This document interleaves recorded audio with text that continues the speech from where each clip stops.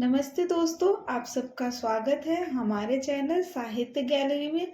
आज की कहानी का शीर्षक है जंजाल, जिसके लेखक है मुंशी प्रेमचंद जी। तो चलिए सुनते हैं। कहते हैं दबाने से इच्छाएं समाप्त हो जाती हैं, पर हमें इसमें संदेह है। संभव है कुछ मामलों में ऐसा होता हो, लेकिन प्रायः सहनशीलता बंद हवा की तरह आंधी की पूर्व पीठिका हुआ करती है। पार्वती को अपने पति के साथ रहते हुए 5 साल से ज्यादा हो गए, लेकिन उसने उनसे कभी कोई फरमाइश नहीं की। यदि वह कभी दबी आवाज से या परोक्ष रूप से किसी गहने या कपड़े की चर्चा करती, तो सुरेंद्रनाथ अत्यंत बेबसी के साथ कहते, मेरी आमदनी खर्च और हिसाब तुम्हारे पास ही है। यदि इसमें कोई गुंजाइश दिखाई दे तो जो चाहे चीजें बनवा लो। इससे अधिक प्रसन्नता की बात मेरे लिए क्या होगी कि तुम्हें गहनों से सजी देखूं।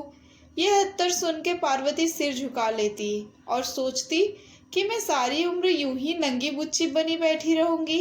कभी सोचती है कि यह खर्च ना करूं, इस मत में कभी करूं, लेकिन कभी चूल ठीक नहीं बैठती थी। उसके पास पहले के भी कुछ गहने थे, लेकिन वह उन्हें भी नहीं पहनती थी। त्योहार या उत्सव में भी वह प्रायः सादी साड़ी पहनकर ही रह जाती थी। वह अपनी महरी और पड़ोसिनों को दिखाना चाहती थी कि उसे गहनों की भूख नहीं है, लेकिन यह इस समय अपने दुर्भाग्य और पति की निर्धनता की घोषणा थी। उसे रह रहकर विचार आता कि मेरे लिए सुरेंद्र जितना कुछ कर सकते हैं उतना नहीं करते। वे मेरी अनापत्ति और सीधेपन का नाजायज फायदा उठाते हैं। निराश होकर वह कभी कभी सुरेंद्र से झगड़ती, मुंह फेर कर बात करती, उसे सुना सुना कर अपने भाग्य को कोसती। सुरेंद्र समझ जाते कि इस समय हवा का रुख बदला हुआ है, बचकर निकल जाते। कभी कभी गंगा स्नान या किसी मेले से लौटकर पार्वती पर गहनों का उन्माद सा छा जाता। वह संकल्प करती कि एक बार मन की निकाल ही लूं, जो 200-400 रुपए बचे हुए हैं उनकी कोई चीज बनवा लूं। कल की चिंता में कहाँ तक मरूं। लेकिन एक क्षण में उसका यह उन्माद उड़न छू हो जाता। यहाँ तक कि लगातार सहन करने के कारण उसकी सजने के शौक की इच्छाएं मरकर मन के एक कोने में पड़ी रहती थी। मगर आज 5 साल के बाद यह इच्छा जागृत हुई। इसमें बेचैनी नहीं है, लेकिन बेचैनी से भी ज्यादा दुखदाई उदासी है। पार्वती के छोटे भाई की शादी होने वाली है। उसके मायके से बुलावा आया है। इस समारोह में भाग लेना जरूरी है। गहनों का पहनना आवश्यक हो गया। इस अवसर पर सुरेंद्र भी अपनी व्यवस्था का बहाना न कर सके। इस समय यह उपाय भी सफल होता दिखाई नहीं दिया। शाम के समय सुरेंद्र बाहर से लपके हुए आए। उनका चेहरा चमक रहा था। उन्होंने पार्वती के हाथ में एक पोटली रख दी। पार्वती ने खोलकर देखा तो पोटली में एक जड़ाऊ कंगन, एक चंद्रहार और झुमके दिखाई दिए। पार्वती कुछ सहम सी गई। उसे सपने में भी उम्मीद नहीं थी कि सुरेंद्र उसके लिए इतनी और ऐसी कीमती चीजें लाएंगे। खुशी के बदले एक व्याकुलता, एक भय का अनुभव हुआ। वह डरते डरते बोली, ये कितने के हैं? सुरेंद्र, पसंद तो है ना? पार्वती, पहले दाम तो बताओ। सुरेंद्र, 400 के। पार्वती, सच? सुरेंद्र, मेरे पास और रुपए कहाँ थे? पार्वती, उधार तो नहीं लेने पड़े? सुरेंद्र, नहीं, उधार क्या लेना। पार्वती, तब पसंद है। सुरेंद्र ने वास्तविकता छिपानी चाहिए थी, लेकिन अपनी विशाल हृदयता का बखान किए बिना न रह सकी। सोचा कि इन्हें क्या पता चलेगा कि इनके लिए इस समय कितने बोझ के नीचे दबा जा रहा हूँ। बोले, सच सच कह दूं, 1200 लगे। पार्वती ने पति को तिरस्कार की दृष्टि से देखते हुए कहा, तो इतनी चीजें लाने की क्या जरूरत थी? दानवीर जैसी लापरवाही के साथ सुरेंद्र बोले, एक मुद्दत के बाद जब जेवर बनवाने लगा तो कंजूसी करने बैठता। शर्म भी तो कोई चीज है। पार्वती ने पति की ओर कृतज्ञता की दृष्टि से देखा। उसमें कुछ प्यार की झलक थी, कुछ शिकायत की, कुछ गर्व की, कुछ परेशानी की। उसने और अधिक प्रश्न न किए कि कहीं कोई ऐसी बात कानों में न पड़ जाए जिससे इन गहनों को वापस कर देना हो। जिस व्यक्ति के हलक में प्यास से कांटे पड़े हुए हो, वह ये नहीं पूछता कि बर्तन कैसा है और पानी किसने भरा है। एक हफ्ते तक पार्वती एक दूसरी ही दुनिया में रही। उसके अंदाज में एक शान, बातों में अभिमान और चेहरे से अमीरी झलकती थी। कितने ही ऐसे काम जिन्हें वह पहले निसंकोच कर लिया करती थी, अब उसे दूभर लगने लगे। यहाँ तक कि अपनी नन्ही बच्ची तारा को गोद में लेते हुए भी उसे अपने कपड़े मैले होने की आशंका होने लगती। लेकिन वह स्वयं अपने व्यवहार में आए इस परिवर्तन से अनजान थी। 7वें दिन उसका भाई आया और पार्वती मायके चली। उसने सुरेंद्र से हर तीसरे दिन पत्र भेजने का आश्वासन लिया। उनके सामने खड़ी घंटों रोती रही। ऐसा मालूम होता था कि बिछुड़ने के दुख से उसका कलेजा फटा जा रहा है। लेकिन घर से निकलते ही दिखावे की इच्छा उसके मन पर छा गई। वह गाड़ी के एक जनाने डिब्बे में जाकर बैठी, जिसमें अधिकांश महिलाएं निम्न वर्ग की थीं।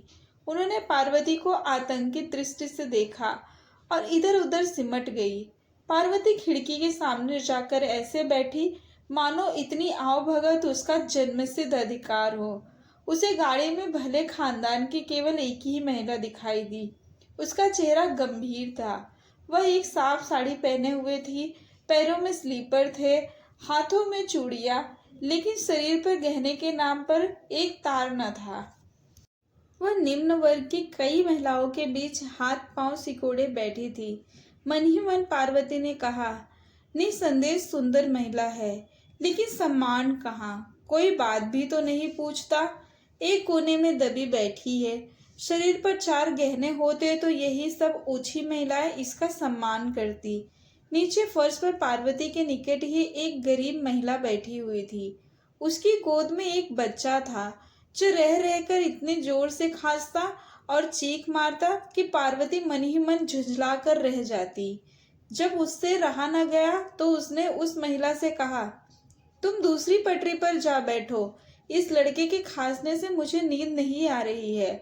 गरीब महिला ने पार्वती की ओर आश्चर्य से देखा और धीरे से सरक गई। रात आधी से अधिक बीत गई थी। खिड़कियों में ठंडी हवा आ रही थी। गरीब महिला ने खिड़कियां बंद करनी चाहिए, तो पार्वती ने आदेशात्मक स्वर में कहा, नहीं, रहने दो, मुझे गर्मी लग रही है। धीरे धीरे बच्चे की खांसी बढ़ने लगी। कुछ देर तक वह चिल्लाता रहा, फिर उसका गला पड़ गया। उसने दूध पीना छोड़ दिया। सामने बैठी सीधी सादी महिला कुछ देर तक तो बच्चे को देखती रही। फिर उसने उस गरीब महिला के पास आकर बच्चे को गोद में ले लिया। बच्चे की हालत खराब थी। सीने पर बलगम जमा हुआ था। लगता था कि निमोनिया की शुरुआत है। उसने फौरन अपना बक्स खोलकर उसमें से एक दवा निकाली और हवा से बचाकर बच्चे के सीने पर हल्के हाथ से मलने लगी। फिर दूसरी शीशी से एक चम्मच दवा निकालकर बच्चे को पिलाई। गाड़ी की सब महिलाएं आकर बच्चे के निकट खड़ी हो गईं। निरंतर 1 घंटा तेल मालिश करने के बाद उस भली महिला ने अपने बक्से में से एक फलालन का टुकड़ा निकालकर बच्चे के सीने पर बांध दिया। बच्चा सो गया। वह रात के 3 बजे तक बच्चे को गोद में लिए 1-1 घंटे पर दवा पिलाती रही। बच्चे ने दूध पीना शुरू किया। उसके गले की खरखराहट रुक गई और वह मौत के फंदे से निकल आया। बच्चे की माँ अपनी उपकारिणी के पांवों पर गिर पड़ी और रो रो कर उसे धन्यवाद देने लगी।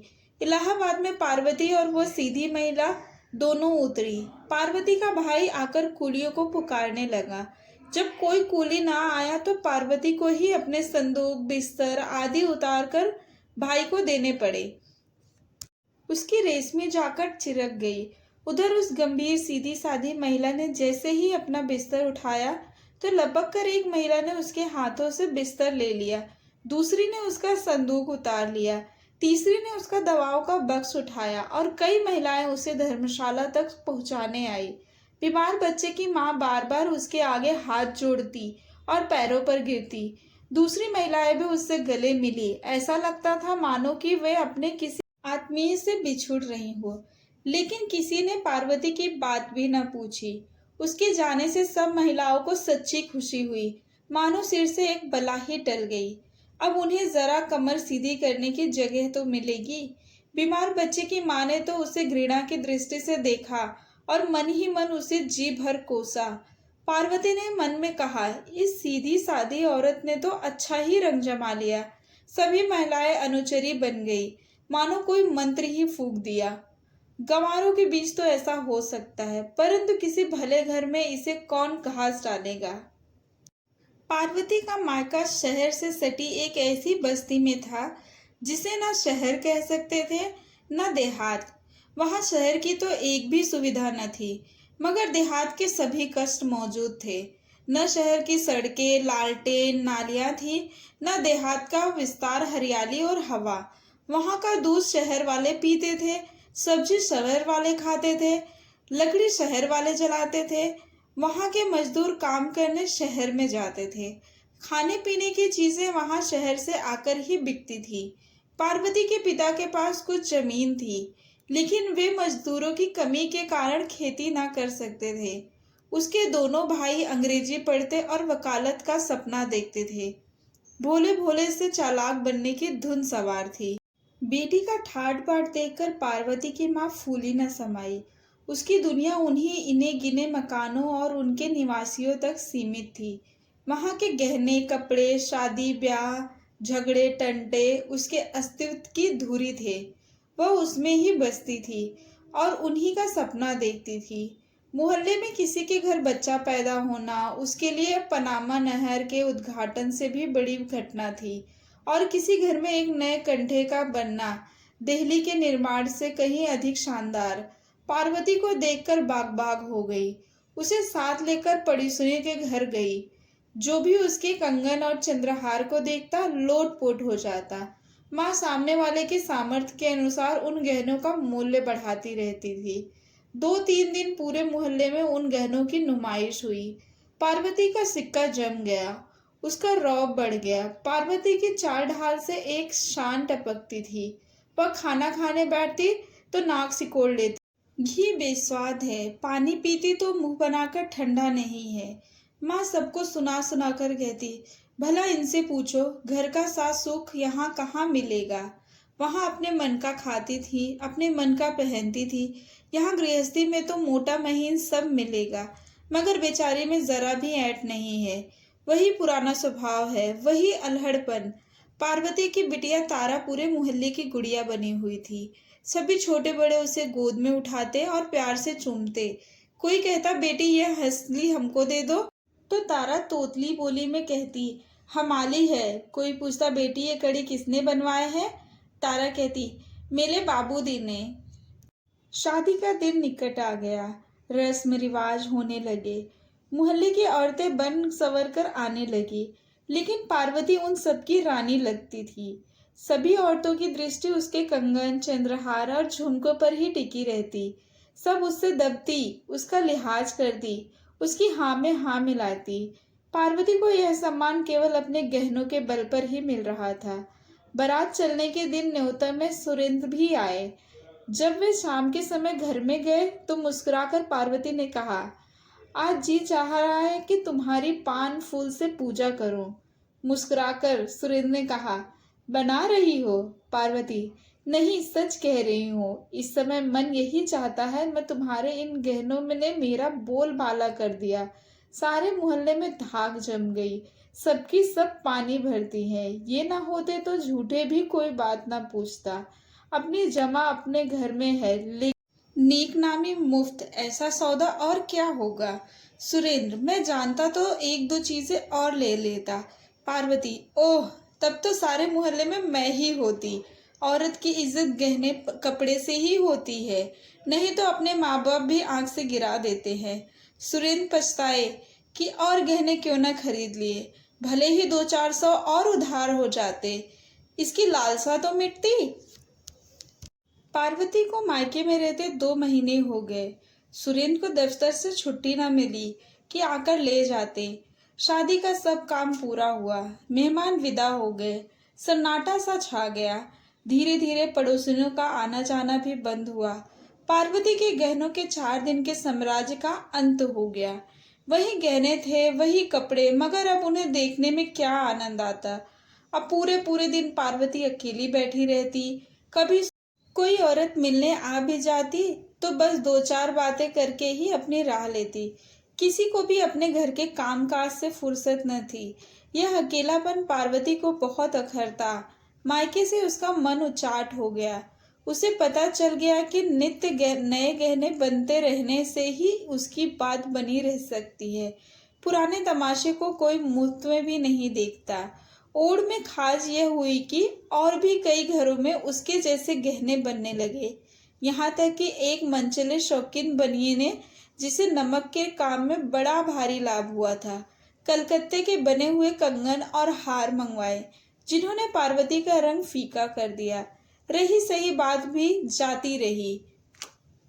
रेत की दीवार भरभरा कर ढह गिरी।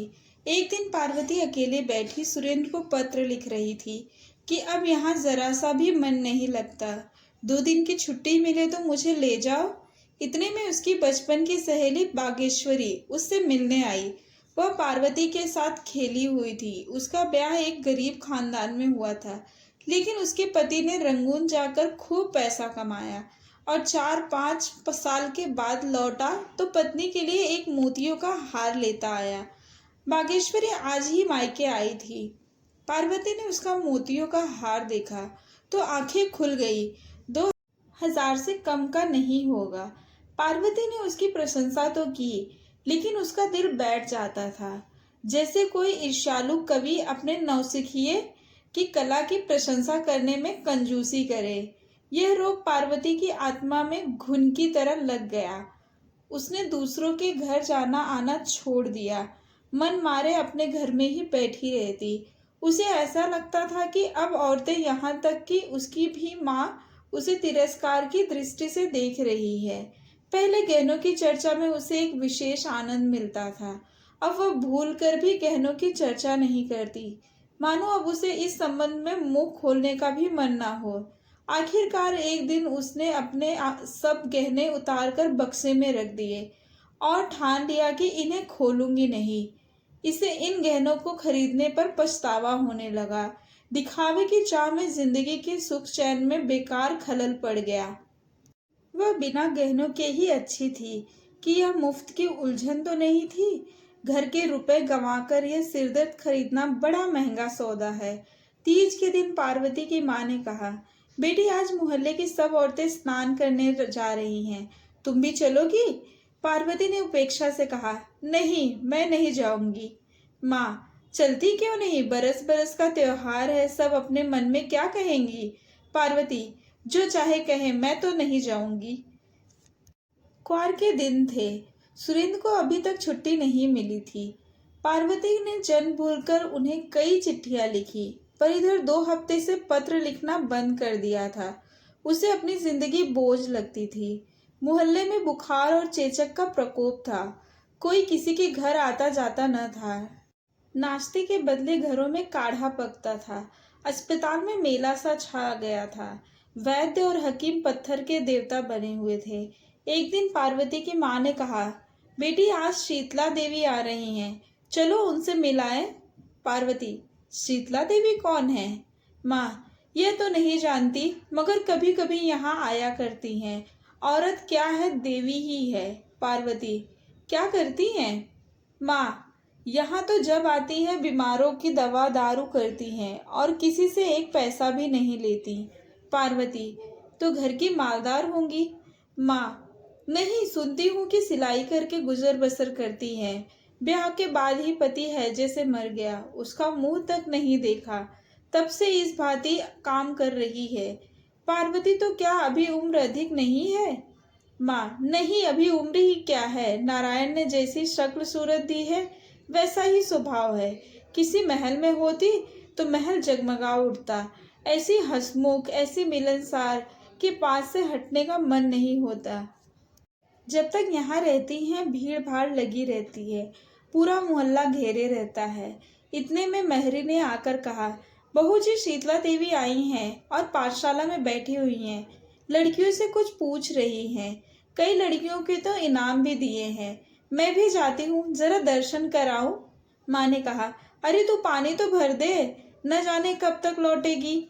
महरी, अभी लौटी आती हूँ, कहीं ऐसा ना हो कि चले जाए। महरी के जाने के 1 घंटे बाद पार्वती की वही मोतियों के हार वाली सहेली आकर बोली, चलो बहन, शीतला देवी से मिल आए, मोहल्ले की सभी औरतें जा रही हैं। पार्वती को भी उत्कंठा हुई।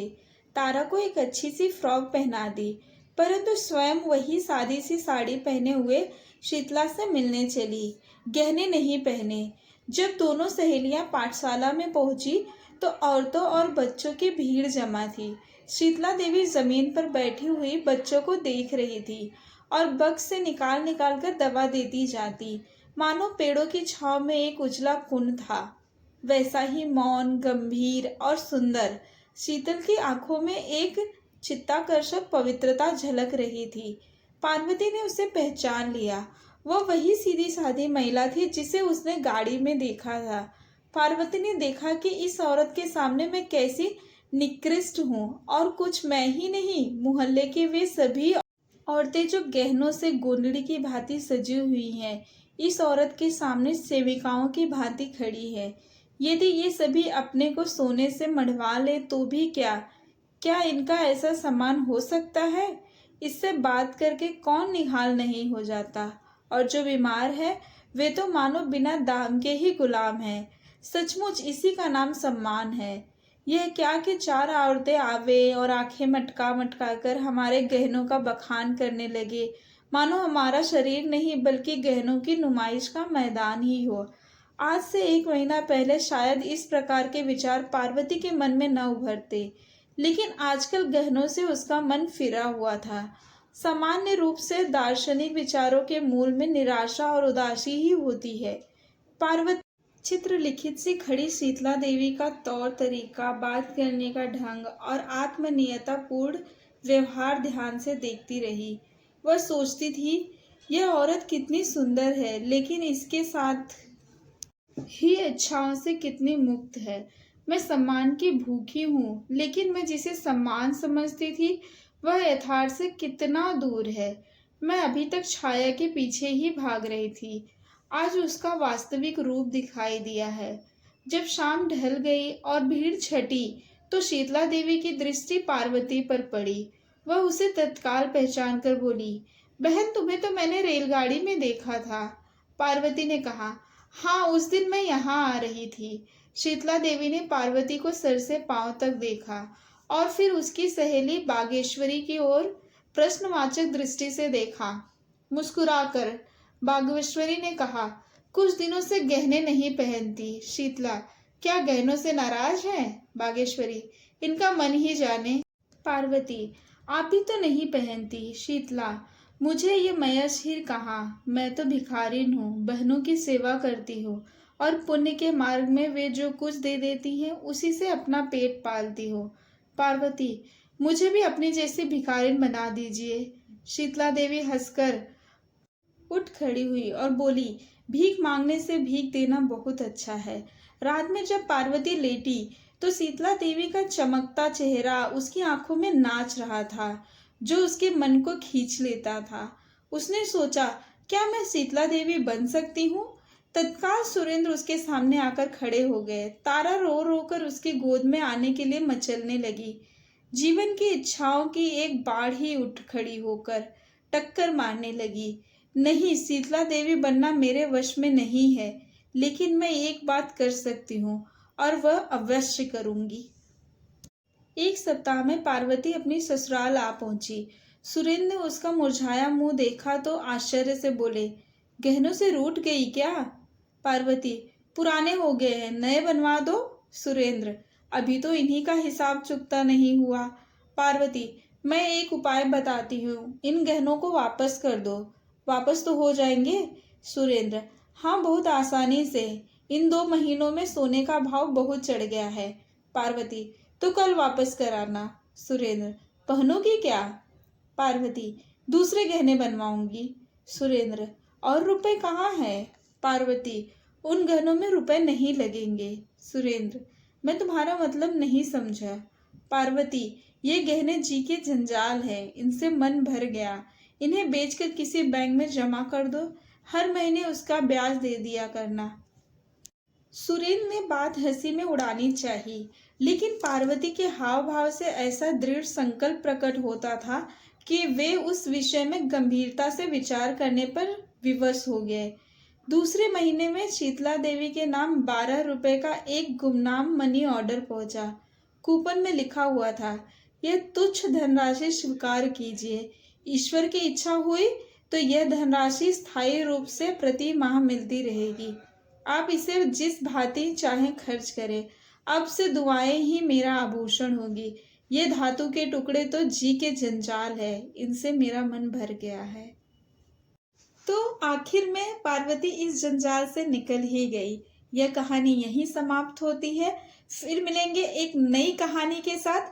ऐसे ही हिंदी कहानियों के लिए आप हमारे चैनल साहित्य गैलरी को सब्सक्राइब कर सकते हैं। लाइक शेयर जरूर कीजिएगा। धन्यवाद।